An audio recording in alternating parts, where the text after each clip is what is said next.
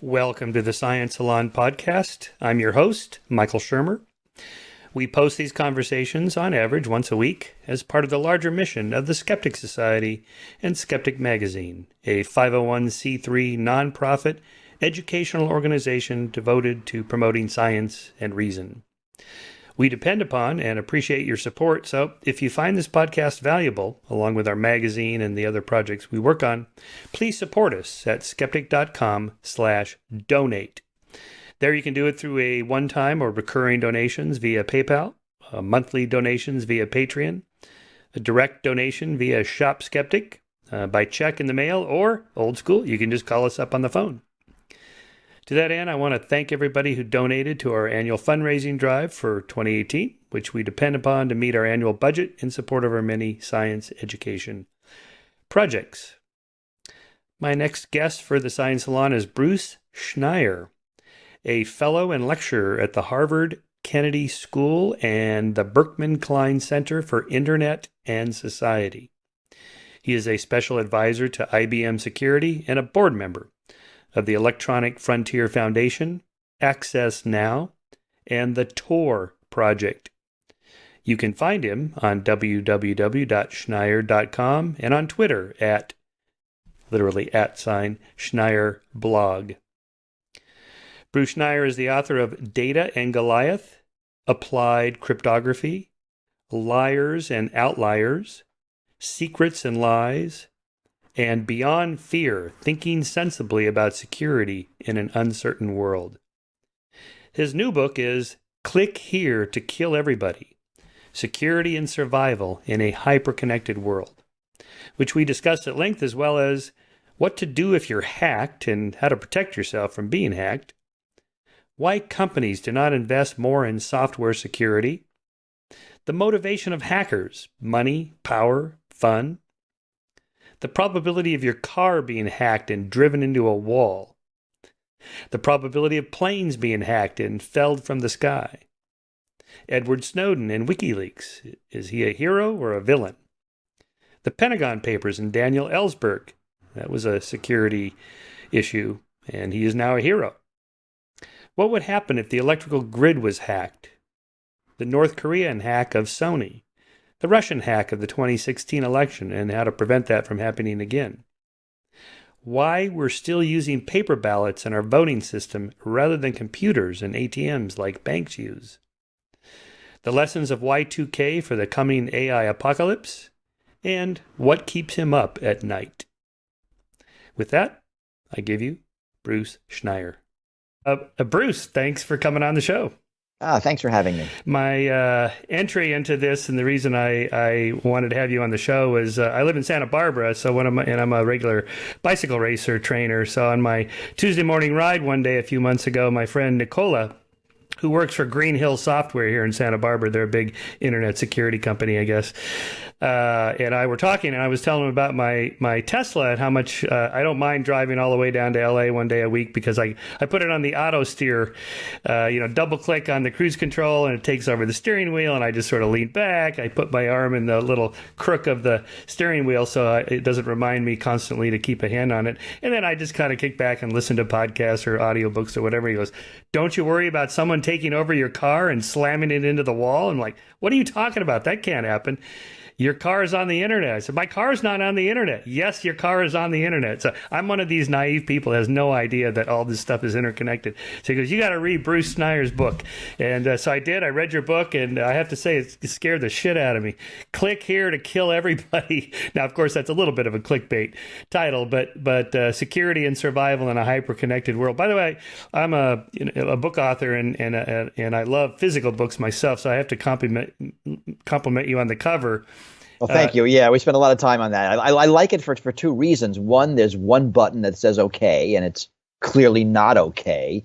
And two, it looks like that thing's been throwing error messages in the past hour and nobody's been reading them. So it really is evocative. It also kind of evokes a 1990s computer screen. Yes, right. And I think the message is that all of you people stuck in the 90s would need to catch up quick of what's actually going on here. So, and you start off in the book talking about how we're not used to thinking of things as computers. My car is a computer. My toaster is a computer. I just think of it as an engine with wheels. But you want to convey to the fact that to all of us that really the world is so interconnected. It's all computers. The devices themselves and what they do are secondary. Well, and this is a change, right? Things have had computers in them for decades. What's changing is they're becoming computers with things attached to them, right? So your car really is a computer with four wheels and an engine. Actually, it's a more complicated. It's a 100+ computer distributed system with four wheels and an engine that's on the internet, that has an operating system that is just like any other computer you have. And it's true for your refrigerator, which is a computer that keeps things cold. It's true for your microwave oven, computer that makes things hot. ATM machines, a computer with money inside. Right? These are all computers. So all the properties of computers that we're used to from our laptops and our phones now hold true for our thermostats, our toys, our power plant, our appliances, our cars, our everything. You make the point, and that's a very different world. You make the point that this is not a phone. Right. That's a computer that makes phone calls. Now, it used to be a phone. When I was a kid, that was a phone. Now, you remember Apple's first slogan? There's an app for that. Right? This is a computer. It can do anything. Right. And yes, it's optimized for phone calls. It's optimized for putting in your pocket, but it's just a computer. Yeah. Yeah, and so many things. I mean, we've heard these stories about somebody hacking a baby monitor and speaking to the parents from the other room, and they freak out and run upstairs. There's nobody there, of course. That's just stunning to people my generation. It's like, what? How is that even possible? Well, it's possible because they're computers. Right. Usually, you talk about your Tesla, and your friend, aren't you worried about it being attacked somehow and someone taking control of it, right? I'm more concerned about it failing. I think the odds are a good order of magnitude more likely if you're going to die in that Tesla. It's not because someone hacked it. It's going to be because the automatic steering, stay in lane, following, whatever software had a glitch. Right? I mean, so computers have to have both this attack, defense, security property and also this safety property. Right? How often does your computer crash? Think about it. It crashes. Let's say it crashes once a year. Now, when it crashes, you lose your data. But if your Tesla computer crashes, you lose your life. And so suddenly the stakes are much higher. And that's what's interesting to me about the world becoming a computer, that it raises the stakes of all of these computer issues. They used to just be about data. They're now about physical things.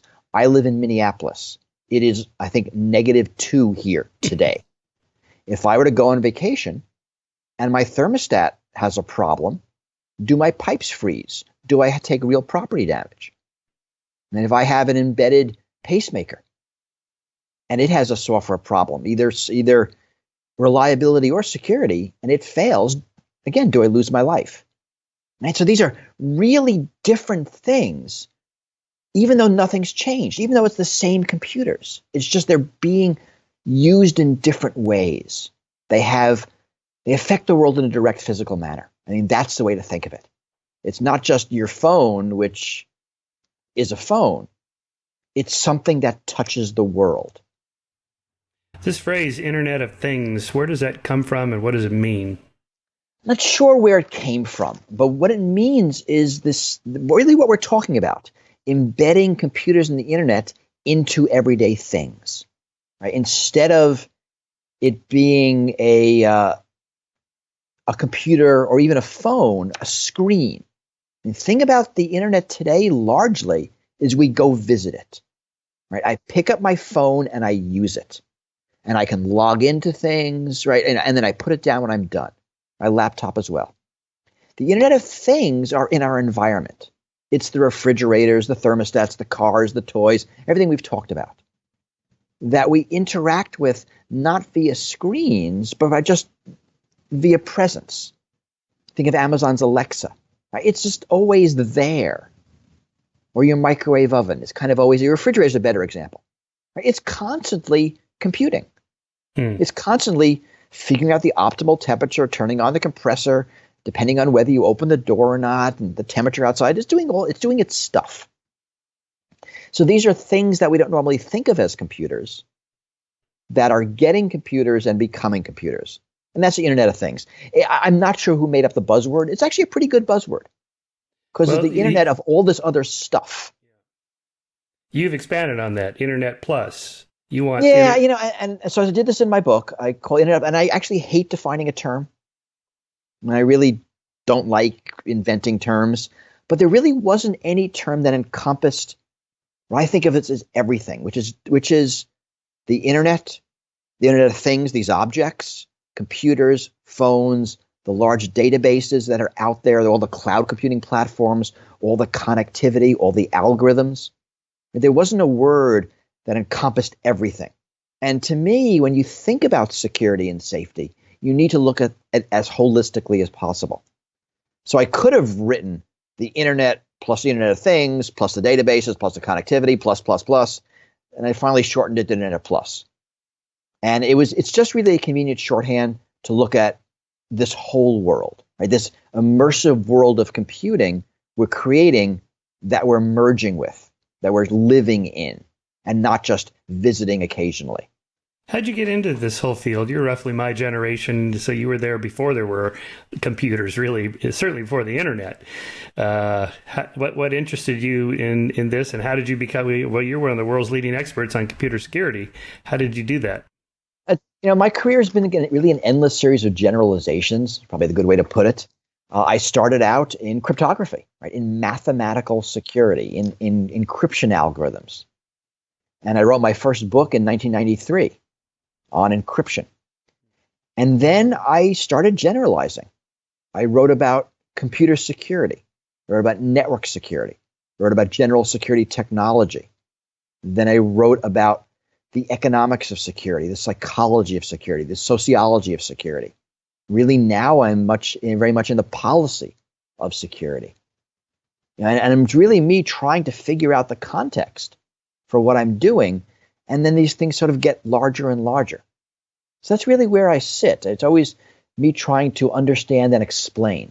And that's my series of books and what I write about, what I talk about. But it is this constant generalization.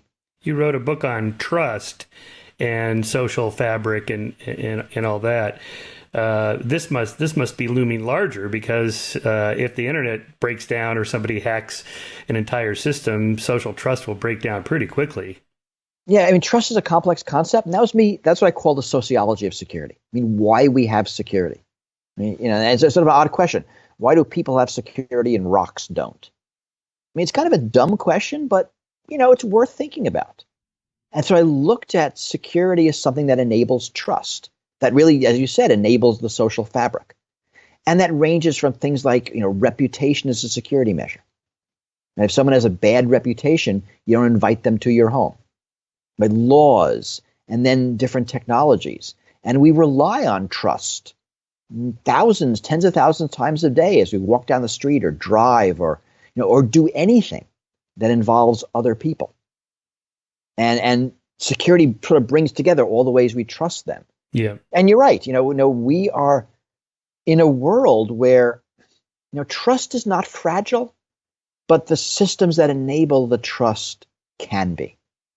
And if they break down, like the internet, like banking, like food supply, then very quickly, we'll fall into a low trust environment and things go bad really fast.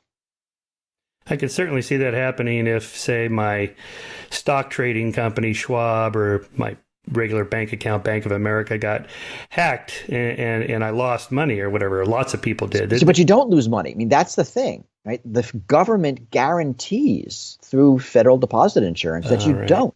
Right. So you can trust the bank because there's a trustworthy government backing up what the bank does or doesn't do. You don't have to verify the bank's security. Right? You don't have to go into Schwab or Wells Fargo and say, look, I'm thinking of opening an account, but I need to see your security protocols, which it used to be in the Wild West. Right? When the James gang robbed a bank, I mean, again, I'm in Minnesota, Northfield, Minnesota, the people who had money in the bank lost that money. Right? They felt the pain for the bank's lack of security. Now, if the modern, the North Koreans, rob a bank on the internet, steal a bunch of millions of dollars, tens of millions of dollars, we're not out the money. So that means, and that means we can trust the system in a way you couldn't back in the James gang days. And that's really nice. I mean, that shows how robust our trust systems are. That's due to government policy? Yes. Yeah, you make the point that whoever knows how to do security has to be responsible for it and therefore liable for losses or failures. Right, because otherwise, you get this mismatch. You think of the bank in the James gang days. If they skimped on security, you and I, the depositors, will be out the money. Right? Or today, you think of Equifax. Right, Equifax was hacked about a year and a half ago. Right. All of our information was stolen. Equifax really didn't pay a penalty for that. You and I did. All Americans did. Many people around the world did. So if you're Equifax, the lesson you learn is, right, skimp on security, hope for the best. If the worst happens, you weather a pretty bad press storm, and you'll be fine. Equifax doesn't suffer the penalty from the losses. And that's a really important consideration when you look at the economics of security. I need the entity who can fix the problem responsible for the problem, because I can't go to Equifax and say, I need my security upgraded. Actually, I can't even fire Equifax. I'm not even their customer. I have no business relationship. This is actually a really hard one for me. The only way to get Equifax to take my security seriously is for them to be forced to. Why weren't they compared to, say, a bank? Because they're not a bank. And on the internet, we have a very laissez-faire, no regulation environment. Companies like Equifax, companies like Facebook, just don't have to follow any rules. Actually, make it clear for the Equifax. Equifax does have to follow government's privacy and security regulations for their databases that are financial databases, your credit score. The databases that were hacked were other databases that Equifax owned. So they weren't under the same regulations. So that's a problem. But a company like Facebook or Google that has enormous information about us, our cell phone companies, right? There are no rules at all about how that data must be stored, must be disposed of, can be used, can be bought and sold, how it's collected. So there's really free reign if those companies do whatever they want, and we suffer the losses. It's amazing. I mean, Facebook's in the hot seat now. Yeah. But I'm not convinced there'll be any meaningful regulatory change. You don't? No. I mean, we thought that with Equifax. Equifax was really in the hot seat. I gave a testimony to Congress after the Equifax breach. They were really angry Congress people on both sides of the aisle. Something must be done. It's, I think, 20 months later now, nothing was done. And my guess is the same thing will happen with Facebook. Right? Something must be done. Will be said for a while, and nothing will be done. And again, Facebook will learn the same lesson Equifax did. Right? Skimp on security, weather the storm if you have to. You'll be okay. It's amazing that we've all been using these technologies for at least a decade, Facebook, Google, and so on, Twitter. And it was only in the last year that it became a national conversation of like, well, how do you make money? We sell ads, Senator. Well, to be fair, he's like the only one left on the planet who didn't realize that. Right. But the idea that the reason I get all this stuff for free is because my data is what they own and sell. Okay. There's a great new book I'll mention. Shoshana Zuboff wrote a book called The Rise of Surveillance Capitalism. She talks about this as a new form of capitalism, as a new form of market, this market in our data, this market in surveillance. And she really traces how it's different fundamentally than an economy that buys and sells stuff or services. And buying and selling our data, that's spying on us, is very different. mean, she's been working on this for a decade or so. It's a really good, coherent book, and I recommend it strongly. And this is the phrase we have to start using: surveillance capitalism. That's what this is. The East German Stasi would have loved to have the technologies that are available now. Well, I mean, and that's the thing of it, right? I mean, these are surveillance technologies that are beyond the imagination of Cold War governments. Right? This is the most perfect surveillance device pretty much ever invented. It knows where everybody is at all times. It knows when I wake up, when I go to sleep, because it's the first and last thing I do. It knows, who I'm with. We all have it. It knows who I sleep with. I mean, it processes my conversations and my thoughts and my ideas. And no one wakes up in the morning and says, I'm going to put my surveillance device in my pocket. Right? It's kind of inadvertently a perfect surveillance device. It's a phone. It's, in a sense, unimaginably powerful and good for humanity. Yet at the same time, it enables pretty impressive surveillance. If I if I power down my phone and I go for a drive, is it still pinging the cell towers? Oh. No, there are conspiracy theories that it does, but if it's powered off, it's powered off. Well, there was this, I was reading one of those that has a secret little battery that keeps going and sends a ping out anyway. I don't think so. I mean, honestly, I haven't studied those level of conspiracy theories. I'm pretty sure off is off. But we do learn in a lot of cases that off isn't off. That if you turn off tracking in some systems. I think it was Facebook. It tracks you anyway. If you turn off something, it does it anyway. But in a lot of cases, off is not off. And when you get to the Internet of Things, there often is no off. Now, you don't turn your refrigerator off ever. Right. You don't turn your thermostat off ever. Off is something that's reserved for things that we use occasionally. Things embedded in our lives are never actually off. I'm pretty sure your Tesla is always connected to the internet, even when it's not powered. Because I know it downloads software updates overnight. That's right. So you might actually not have an off switch for your car. No, I don't. It comes on when the key fob is within the distance. And now there's new technologies that that Teslas have been stolen, and not just Teslas, but other companies, where the thieves come near the front door, and if almost everybody keeps their key fob near the front door, and they have a device that can extend the range of the key fob like another 100 meters or whatever, maybe 10 meters or something, and then they can go in and start your car by extending the key fob the radius, and then drive away. Now they can't turn it off wherever they get to and start again because they don't have the key fob, but they have your car at that point. They have the car. They can drive it to the chop shop or whatever they do. So this is interesting, right? So this is what I'm talking about. Because your Tesla is a computer and not a car, that sort of attack is possible. You go back 20 years to your Ford or your Chrysler, that could never happen because it was a car, and cars don't do that. But computers do that, right? So when things become computers, they become vulnerable to all these computer-like attacks. And there's an example of one. Right? It's only possible because your Tesla's really a computer. I got a flat tire in my Tesla last year, and so there's no spare tire. That you just call Tesla, and Elon comes out and changes it for you. No, nice. Probably by drone. So I'm on the phone with the Tesla service, and they go, "Okay, we'll send somebody out to change it for you." And I go, "Well, do you need to know where I am?" "No, we know where you are." I'm like, "What?"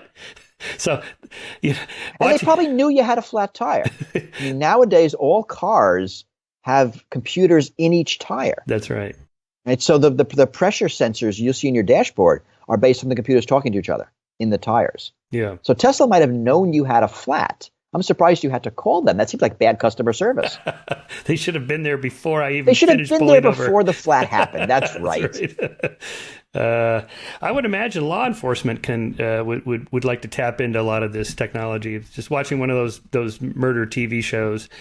Where the woman who killed this other woman in a love triangle had a good alibi, but her phone pinged over at the place where the victim was, so they figured out it was her. So okay, so you turn your power off your phone, but if you drove there, soon every car will be trackable like this. You can't drive your car to the victim's house, future victim's house, but you could do an Uber. Oh no, wait a minute. No, Uber's keeping track of, my charges and how far I went and what the map of my destination and so on. Okay, so I'd have to borrow a friend's car, and pretty soon it's going to be difficult to go anywhere without somebody knowing if they wanted to know. And actually, in fact, we've already seen the fact that someone leaves their phone at home to go somewhere being used as evidence that they were up to no good.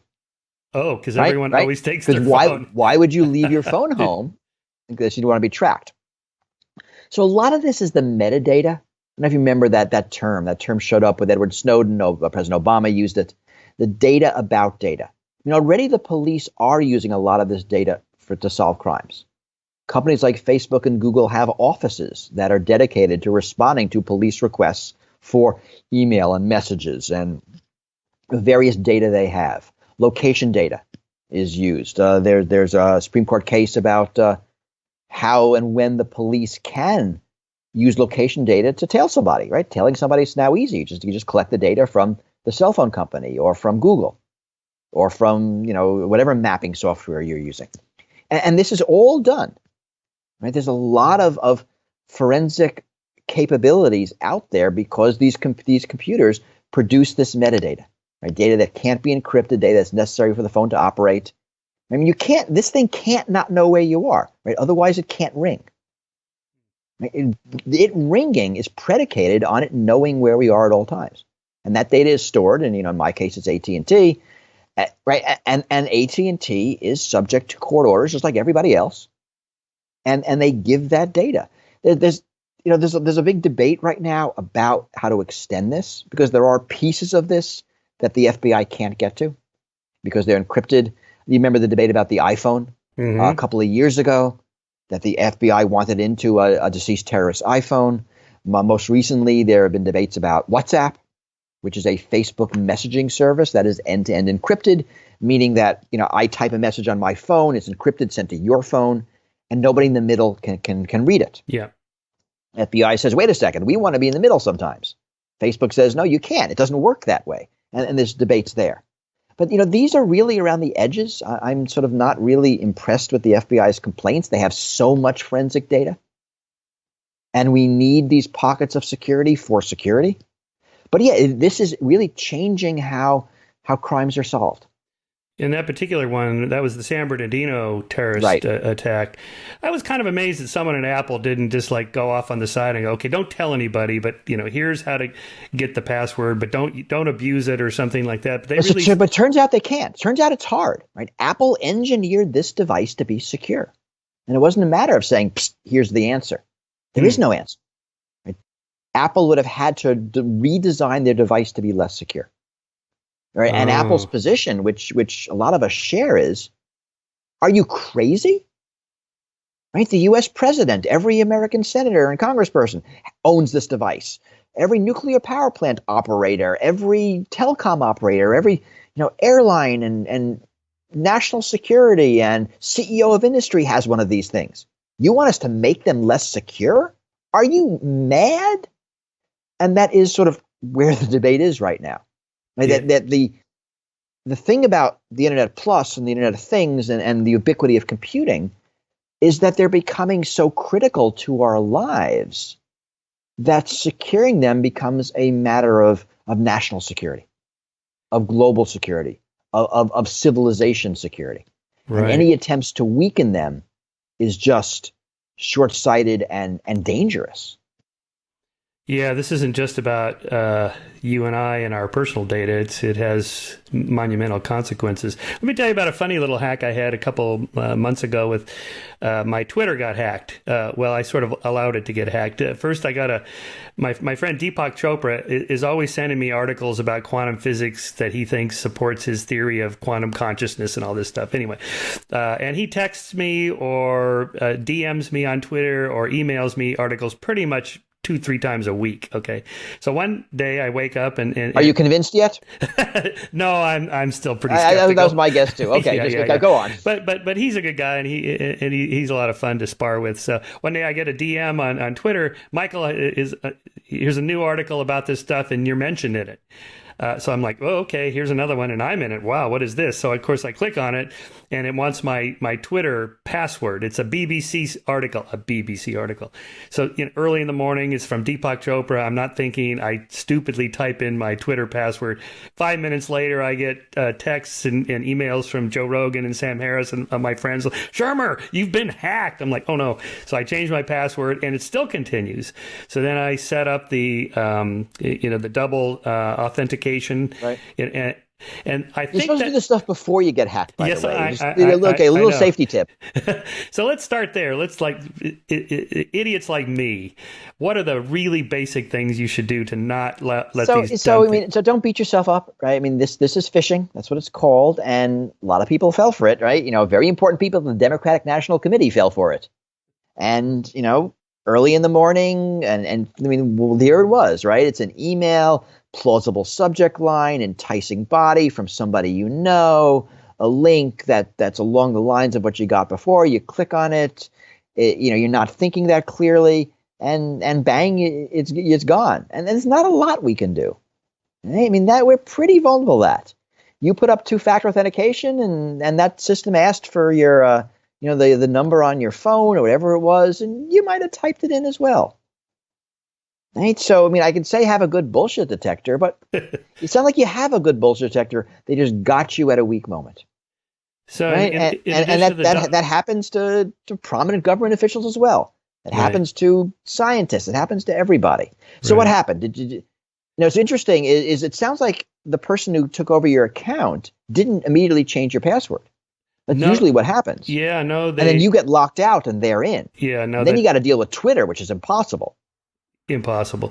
No, that didn't happen. I changed it pretty quick, but a few weird things continue to happen. So I just asked on Twitter, what should I do? And somebody said, oh, go into the Twitter account that you set up and see if there's any apps in there. I thought, well, I've never set up any Twitter apps. I don't even know what those are. So I go in there. Right, make sure no one else did, right? Well, somebody else did. There was two Twitter apps in there, and I deleted them. I don't even know what they did, and that seemed to stop it. But so here's kind of a fun question. Why would anybody do this? I mean, it's not like they went on my Twitter feed and said nice things about Richard Spencer and the alt-right or something to make it look like I'm a neo-Nazi. So all the reasons in the world, right? So if you are a Russian government paid troll, you attack the DNC because you basically want to dink with American democracy. If you are a criminal, you do that to a CEO because you want to gain in financial fraud. If you are a kid who's bored, you do that to somebody famous, right? Just for the laughs. If you are a abusive husband, you do that to your spouse because that's what you do to your spouse. I mean, the reasons are as complex as humanity. There's nothing here. I mean, it sounds like you got hacked by somebody who was just having fun, and it was like vaguely incompetent at it. So you're lucky. Yeah. But there's no magic reason here, and they're all different. Like millions of people, I assume. I got the other scams of the. We found the paper trail in your computer about your affair, so we're going to tell your spouse if you don't send us Bitcoin. Yeah, and there you go. I mean that's a good one, right? Because you send it to everybody, every email address you can possibly find. I don't know, what's the rate of affairs in our society? Let's make it up. Let's say it's 1%. So you get a 1 in 100 cases, you're right. And, you're scary. You're not that expensive. And some percentage, let's say 1 in 1,000, pay up. So that means you're going to get paid in one of 100,000 emails. You send 10 million emails. That's a pretty good business. It's pretty good business. And that's good money. And it's free money. Right. It didn't cost you anything. Now, if you're discerning, you're going to realize that's a scam. So the more common one that I saw, just started a few months ago, over the summer, it's the porn scam. So the email basically says, it's interesting because it starts with a password of yours. Here's your password. I know you watch porn. I hacked your computer. I could turn the camera on, and I have this video of the porn you're watching and you watching it. I got that one. Super embarrassing. Yeah. And I'll send it to everybody in your address book because I have your address book if you don't pay up. Right? So it's the same kind of scam. Low hit rate, not a lot of money to pay. You're going to be right. Probably actually more than 1 in 100, 1 in 1,000, because a lot more people watch porn on the internet than have affairs. And free money again. But here, you can see it's a scam if you look at it. And early in it started, I actually had a friend call me worried. And I said, send me the email. And I looked and I said, here, a couple of things. It doesn't say the name of the porn site. If they knew it, they would. And honestly, if they had a video, they would send you 2 seconds of it to prove they had it. The fact that they don't means they don't have it. What they have is a list of email addresses and passwords. And those are available all over the internet because lots of passwords get hacked all the time. So you got a plausible password you recognized. And of course you don't remember all the sites you used that password. So it is just a scam. But these scams are good, right? They're preying on people's fears, and they don't need a high hit rate to make money. Is there data on how much is lost? We have no idea. There's some data on some of the ransomware that we can track the Bitcoin. But for these other scams, they're so diffuse that we don't know. I mean, anybody can pull this scam.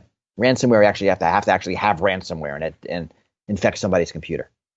What am I? So there are numbers, but they're often made up. We don't have really good handles on how profitable these cybercrimes are. We're working on it. There's a Cambridge Cybercrime Center in the UK that's trying to really pull data on the effectiveness of different cybercrimes. I would imagine people are reluctant to admit or confess that they got hacked. That's right. It's not something you want to say, like, I paid off the scammer that claimed I had an affair. Why? Because right. I felt like it. Right. Right. Yeah. You're not going to get a lot of really good self-reporting. You're not going to tell your spouse about that. Yeah. I got a funny one a couple of weeks ago from a philosopher friend who obviously got hacked, and Michael, I need $1,500 for this surgery for my wife or something. Anyway, I happen to know him pretty well. I know where he lives, so I responded and said, "Oh, I'm sorry, I don't have any money to wire you, but I'm in town. I'll meet you at that Starbucks over on the corner and such, and I have some cash I'll give you." That ended it. So that scam's a few years old.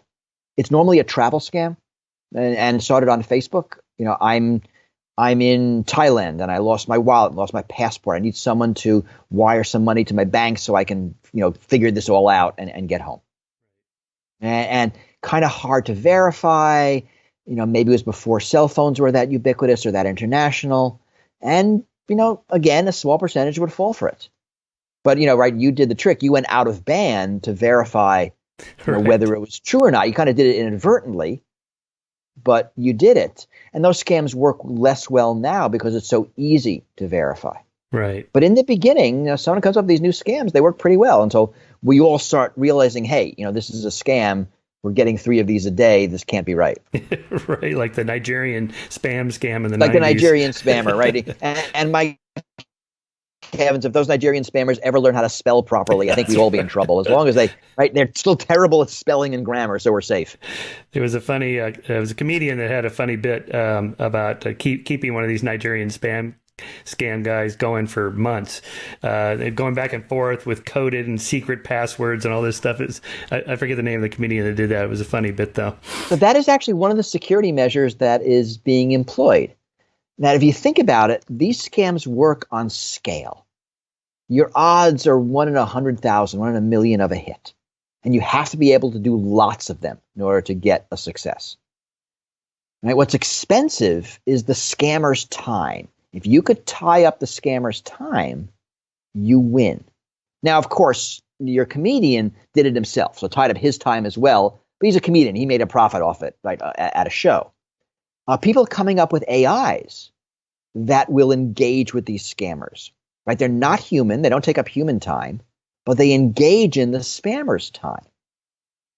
Right? So if you could do that, then you render this spammer ineffective because he's too busy responding to emails from people he thinks are marks, but are actually just AIs leading him along. So it's an arms race.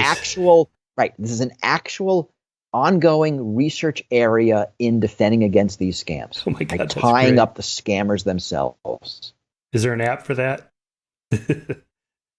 There probably is an app for that. I don't know if it's a consumer app though.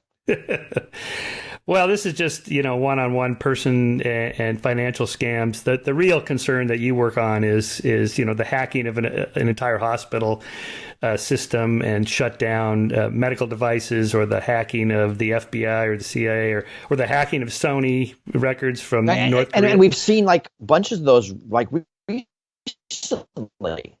Hospitals have been hacked with ransomware and rendered inoperable. Just last week, I forget, there was an FBI office that had a vulnerability and their data was exposed for a long time. Right? So these aren't even theoretical, but yes, right. I'm really in my latest book and my work thinking about these threats when applied to physically capable computers. A lot of what we're talking about is data, right? Data and privacy. But when you have cars and power plants and medical devices, it's about life and property, right? And that's a difference. I think it's a difference that's going to make a difference in public policy.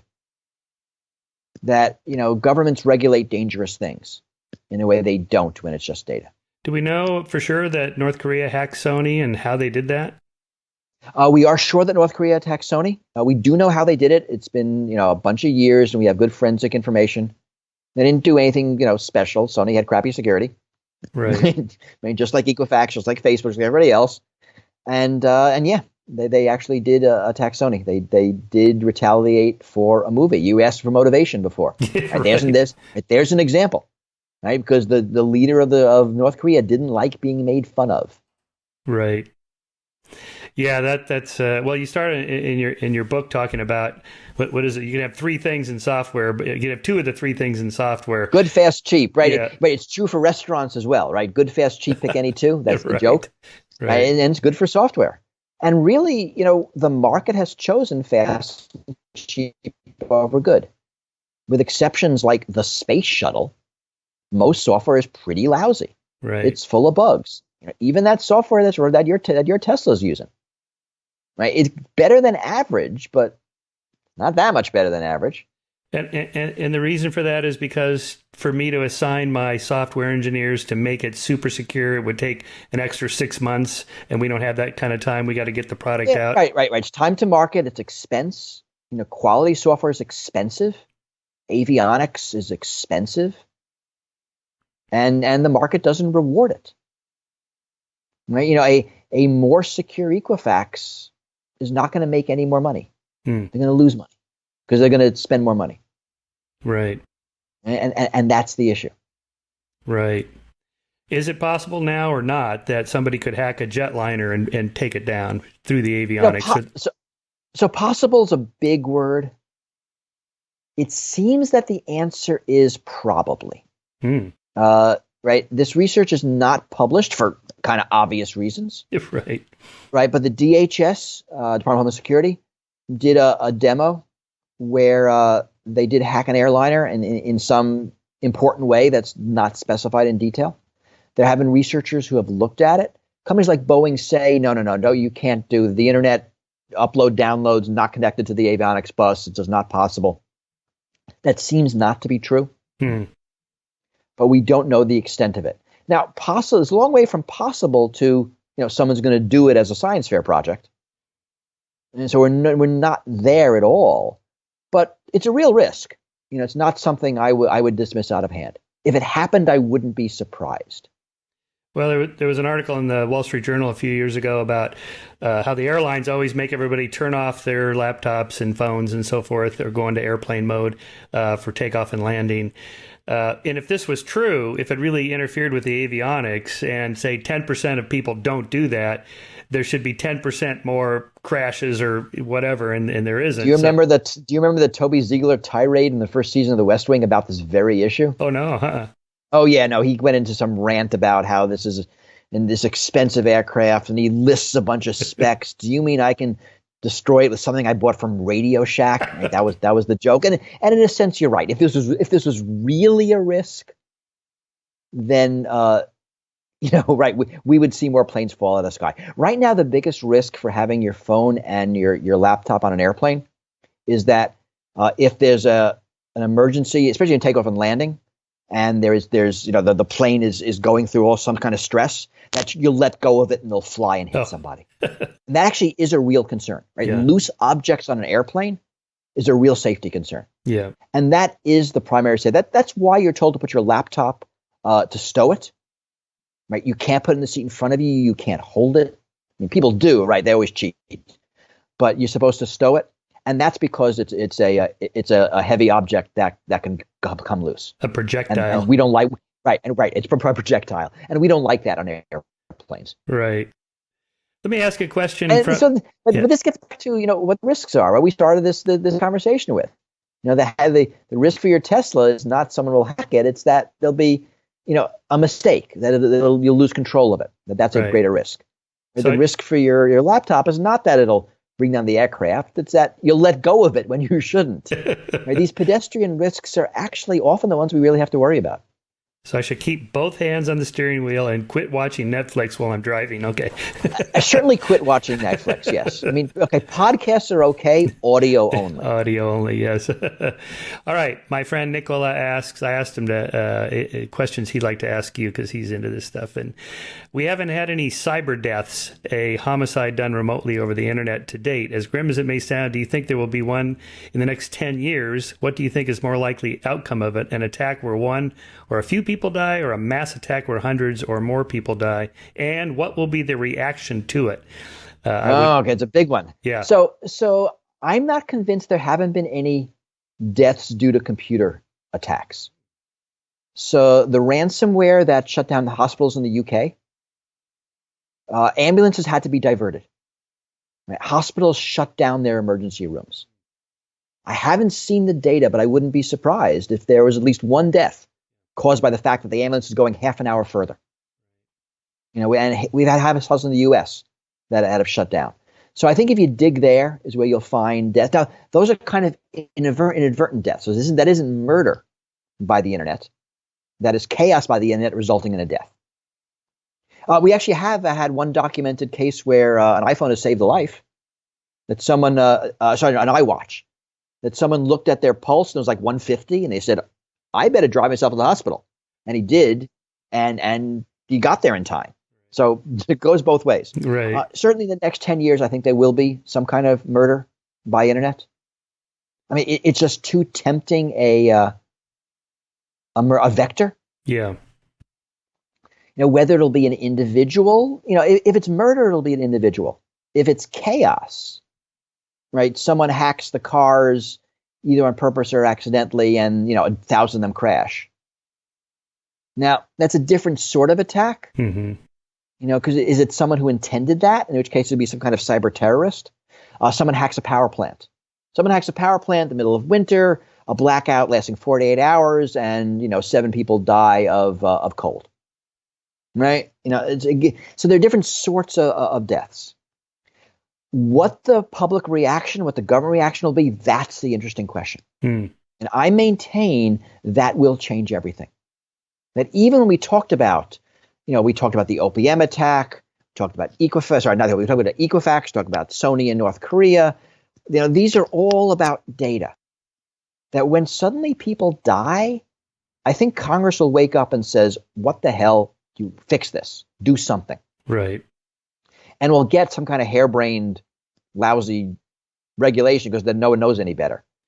But in your book, I think that's a reasonable possibility. In your book, you don't think that the market can solve those kinds of problems, that we do need government. No, the market's really, what you have now is what the market gives you. Right? The market solution is what we have. Very lousy security, companies taking the chance, hoping for the best, preparing for the worst, knowing nothing will happen. Right? All of this bad stuff, this is the market. This is the market solution.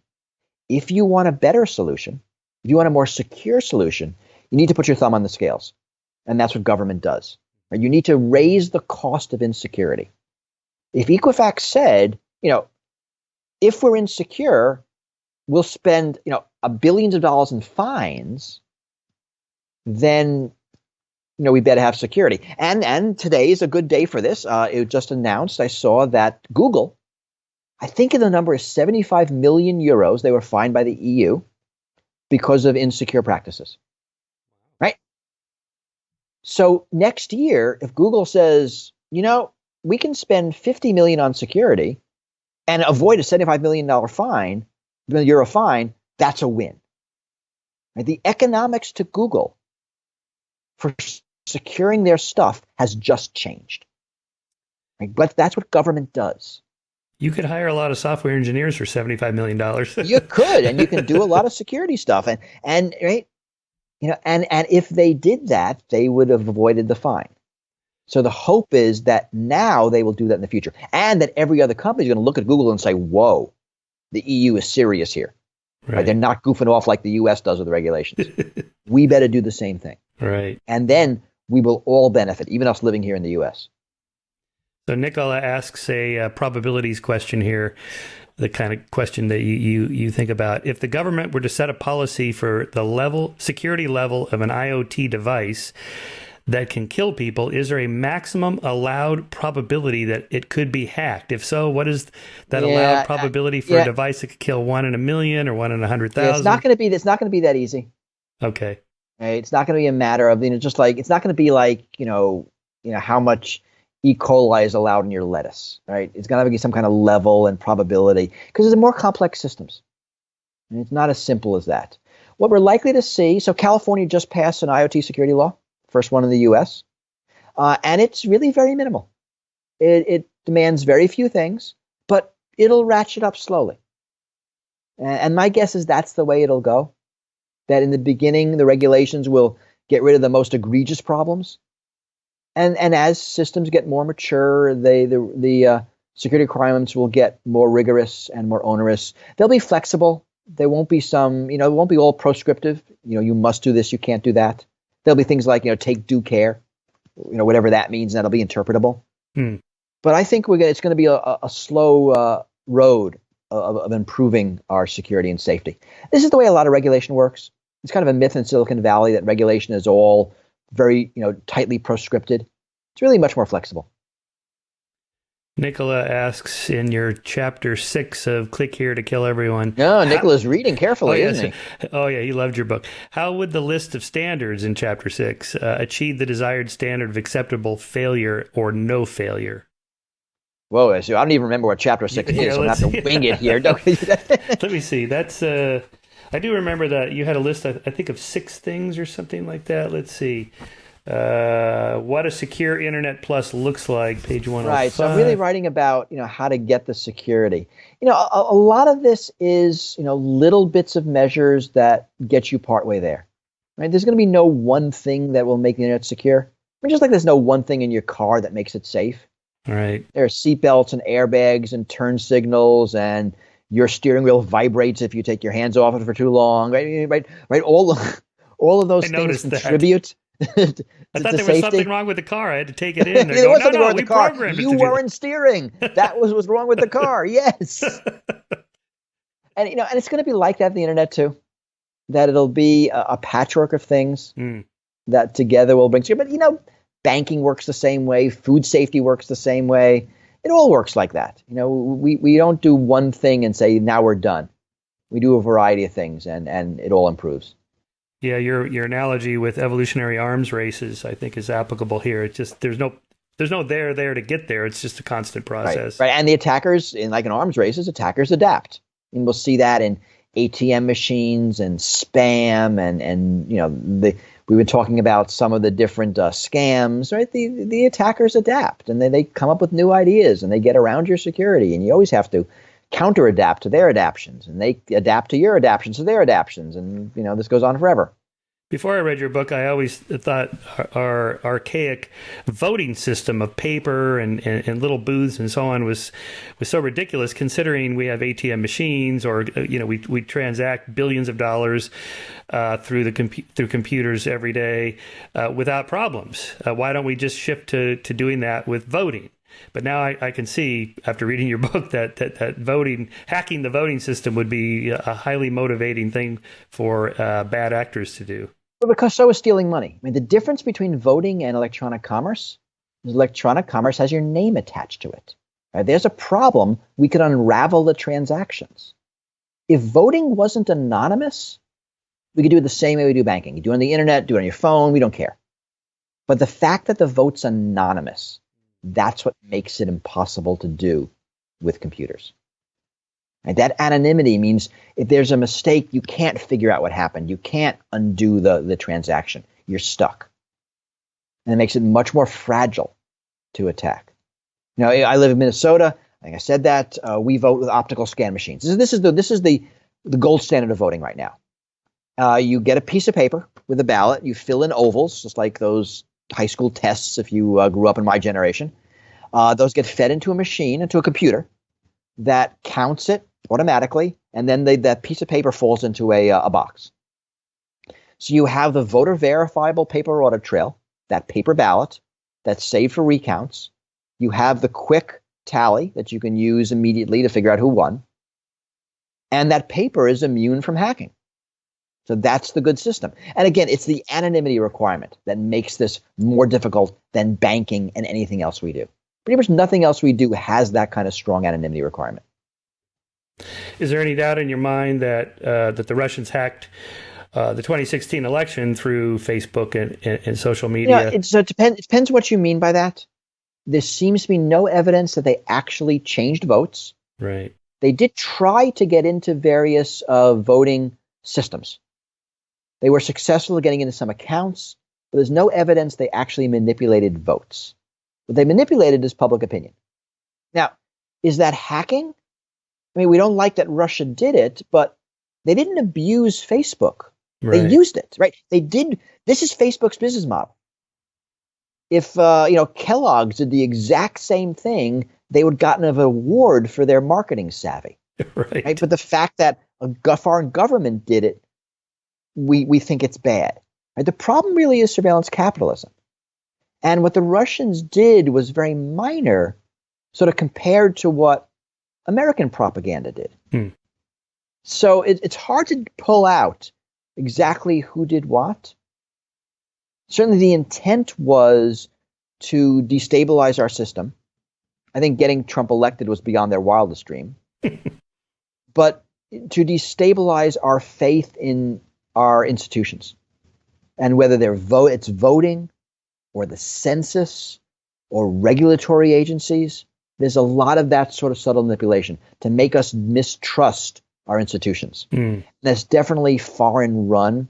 How effective it is, we don't know. I think history will figure that out. One of the things more effective than I think they thought it would be.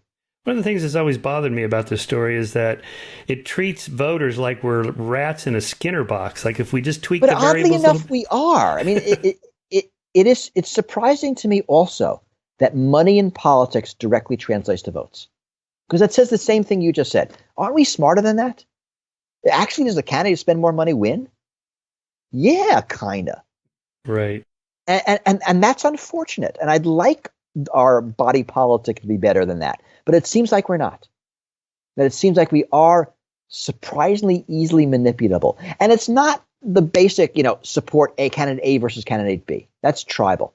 But it's vote versus stay home is a much more subtle manipulation. But if I can convince you to stay home, not because you don't care, but because your vote won't matter, because a protest vote's important. I can make up some kind of reason because I convince you your polling place is wrong, the day to vote is wrong, right? I win just as much as if I get you to change your vote. I think that was one of the threads with the Russian hacking of Facebook with African Americans to try to convince them not to bother to vote for Hillary because she isn't really a friend of the black community and so forth. So there you go, right? You'll never get them to vote for Trump, but to get them to stay home, that's almost as good.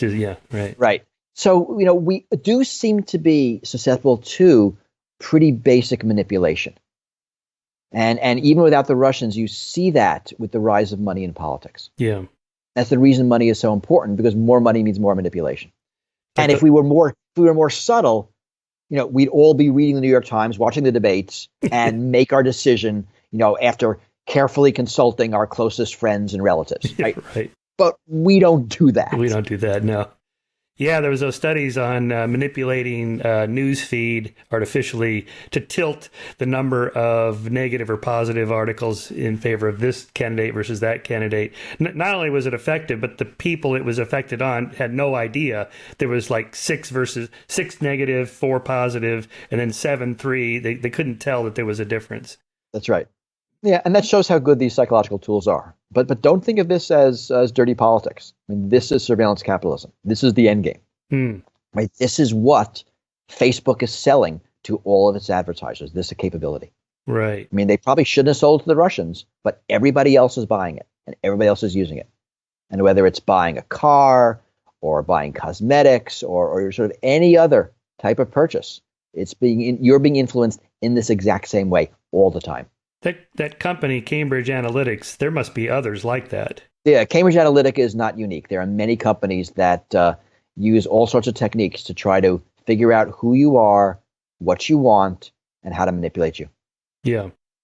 On the plus side, when I buy a book on Amazon and it shows me all the other related books, I often end up buying them. And yeah, and in a sense, that's almost the best of that. Yeah. I like that too. I mean, there are books I find out about because Amazon knows what kind of books I like. Right? So there are good aspects to this, but when it's used to manipulate, when it's used to to change your preferences or give you a preference you didn't have, then it gets a little creepy. We are just apes. In a sense, that's advertising. Yeah. Right. If you think of the soft drinks, no soft drink ad sells the soft drink. They all sell the lifestyle associated with it. Perfume. I mean, so many things. Right. Cars are sold on lifestyle, not on the merits of the thing. That goes back to the Mad Men in the 50s. It does. It's just more sophisticated now, I guess. And that's the difference. It's much more sophisticated. And it's individualized. Right? The Mad Men of the 50s, they took out newspaper ads. Right? They had billboards. They had television commercials. They mass shot their messages to everybody, hoping they got lucky. What the internet changes, what surveillance capitalism changes, is it's individuated. You and I go to the same website, we see widely different ads because the ads are following us individually. Right. Right? It's not like, the demographic that watches this television show is kind of like this, therefore we'll sell this sort of ad. It's this individual. Right. Surveillance capitalism, that's such a poignant phrase. Yeah. It's evocative. Yeah. Yeah, we think of capitalism as a positive thing, but surveillance is a bad thing. I mean, all of civilization is this kind of balance between security and freedom. And I think the whole Edward Snowden case, brings this home. At first, I didn't know what to think. The last time I was at TED, he was there via remote connection, wherever he was in Moscow or something. And he made a great case. I have to say, I was really impressed with him for just knowing what our government is up to that we didn't know. And that's important, right? Government transparency is vital for all these issues. That's... and so is corporate transparency. Knowing what Google's up to is important. Google's pretty powerful now. I write a lot about conspiracy theories, and most of them are just bullshit, the kind of stuff Alex Jones is into, 9/11 truthers and Sandy Hook was a false flag operation, all this crap. But if you start thinking about why do people believe conspiracies, if you think about it on the bigger picture, because there are a lot of conspiracies that are real.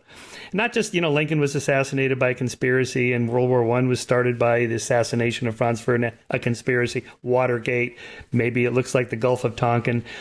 But the WikiLeaks thing, or if you go back to the Pentagon papers, and then also the Panama papers, government agencies, corporations, they're all doing stuff that is either all doing stuff, right? Illegal or quasi-legal or certainly immoral, hiding money, avoiding taxes. Christopher Hitchens wrote that book on Henry Kissinger as a war criminal because of all the stuff we were doing with South American dictators. And it's like, wait, Congress never voted for that. Congress didn't even know we were doing a lot of these things. That's conspiracy. So in a way, I guess maybe surveillance of the watchers, the surveillors, is actually a good thing. Open government is a good thing, right? I mean, surveillance reduces your power. And we want government to have less power. We want corporations to have less power. We want people to have power. And we do that by watching up. Watching up. I like that watching phrase. What these powerful governments, corporations are doing, certainly. What happened to Google's "Don't be evil"? Well, times change. Yeah, my friend David Brin, the science fiction writer, wrote that book, The Transparent Society. I think it was in the 90s. Basically, we've lost our privacy. It's gone. The only thing we can do is, as you say, look, what is it, surveil up or look up or watch up? Surveillance is a term you often hear. Oh, surveillance? Surveillance, which is sort of peer-to-peer surveillance. Instead of, the powerful looking down, us looking up or looking around. Okay. So watching the watchers. Yes, right. Yeah. Always a good idea. Yeah. So I've come to think of Snowden as something of a hero, a freedom hero or champion of individual liberty or something like that, just for exposing that. But I don't know what his case is now. Where is he? Is he still? He's in Moscow. Still can't come home, or at least he can. He would face prosecution and would be unable to defend himself because there's no whistleblowing defense in the United States. So the case is in limbo. I think you're right. I think history will judge him as a hero, as someone who exposed enormous amount of government overreach. But right now, emotions are still too raw. Yeah. For anything to resolve itself, especially in a Trump administration. The State Department has said they would prosecute him? Oh, of course. Yeah. Yeah, I mean, there's no doubt. Yeah. Absolutely not. I mean, he did steal classified data. I mean, that is a crime. Right. In many other countries, he would be allowed to have a whistleblowing defense and say, look, this is the reason I did this. Look at the public good that resulted in this. And that is, why. And he said that if he was allowed that defense, that he would face trial. In the United States, that's not a legal defense. And in fact, the crime is publishing the data, and then there's no situational defense. So in fact, of course, he's guilty because he did it, and case closes in a day. And that is actually unfair to his rights. And he recognizes that, as attorneys recognize that. So at this point, he's still in Russia, which is not a great place to be. I was just thinking about the Pentagon Papers. Who's the leaker for the Pentagon? Daniel Ellsberg. Daniel Ellsberg. Well, now he's something of a hero now. Right, and that's history, right? Pentagon Papers was the 70s. It's a decades away. And I think in the fullness of time, Snowden will be viewed the same way. Right. But the people who were personally betrayed, they have to be out of power. Right? It has to be history that's judging it, not contemporaries. Right. Yeah, there was an article in the LA Times this morning about how no one's gone to jail over the Flint, Michigan contaminated water. No one's gone to jail over the 2008 meltdown with all the financial shenanigans that were going on. It seems like all the checks and balances we have, they don't always work. Yeah, we tend not to hold the powerful accountable in the way we hold the powerless accountable. The powerful have enough money to hire good lawyers. Right, and the system's rigged in their favor. Right. It's true, isn't it? I mean, it seems like we want to live in a fair society, but it really isn't that fair. What else worries you, keeps you up at night for bad things that could happen with internet issues? I tend not to deal in catastrophe theories. I think they all they would do is make people scared. So I tend not to answer those questions. I mean, not to say, here, what are the worst things that can happen? What are the scary things? I worry about computers affecting the world in a direct physical manner. I worry about all the threats associated with that. I worry about, these powerful companies and governments. I mean, all the things we've talked about. There's nothing really unique in this. Yeah, like this whole debate about is AI going to lead to the apocalypse, the robo-apocalypse and all that. One of the counters to that I'd like to get your opinion on is Y2K. Nothing bad happened. Now, the counter to that is that's because really we did something about it. You're right. Here's a risk. Don't worry about it because here's a completely unrelated risk that was okay. So I'm worried about tripping and falling down the stairs. Oh, don't worry about it. You opened a can of corn. It wasn't poisonous. So why should you worry? Because they're unrelated. Okay. And I think people who worry about AI risks are doing good work. My concerns are much more near term. I think well before their AI, I worry about autonomy. I worry about automation. I worry about physical agency. Right? I don't need AI to get my worries. But I think we should worry about AI risks. I think they're serious, and worrying about them now means we don't have to deal with them later. So I'm a fan of worrying about them. I mean, some of them seem extreme, but I want people thinking about this. I have to say, I'm not worried about the paperclip maximizer. I'm not worried about that either. I think more of the things that you write about, very specific, targeted things that could cause problems. The grid, the electrical grid. I mean, that would be catastrophic. Right. Electrical grid, food supply, communications. We really live in a very day-to-day world. Yeah. It would only take a few days of supermarkets not being resupplied before we have food riots. Right. A power outage can't last more than a couple of days before it's catastrophic, especially in extreme winter. Like that when the power outage in New York City, what was it, in the mid-60s? 1977. 77, right. Yeah, I was a kid in New York City during that time. You were? Yep. So you remember that? I do remember it. Wow. I remember the phones work. That was the amazing thing. Of course, right, the phone system is on its own power supply. Oh, right. Yeah, it has its own power gen. Because Alexander Graham Bell never trusted the electrical grid, so he built his own. Oh, good for him. Yeah. But something like that happens, things disintegrate fairly quickly socially. Just with the current government shutdown, while we're talking, we're on day 30 or whatever now. There was a story in the LA Times the other day about, like Joshua Tree and some of the other national parks have just been trashed. Without supervision, people descend fairly quickly into and it's also, the norms change. Right? You'll throw stuff in a trash can, but if the trash can overflows, you throw it next to the trash can. And then soon the trash can's buried in a pile of trash and everyone's throwing trash in a pile. Right? People, no one's really doing a bad thing. Everyone's following a norm that's evolving slowly. This gets back to your trust issues. That's right. That's exactly right. Yeah. Well, Bruce, we've been going over an hour. Congratulations on the book. What are you working on next? What's the next big project? I don't have a big project. I tend to try to keep a couple of years between big projects, and starting one too soon is a mistake. So I'm doing a lot of smaller writing. So Schneier.com is our website. All my stuff is there. So send readers there. But yeah, nothing big right now. Yeah, that's right. Yeah, no, you have a blog you at Schneier.com, and then on Twitter you're at Schneier blog. Right. And you blog there almost daily or weekly.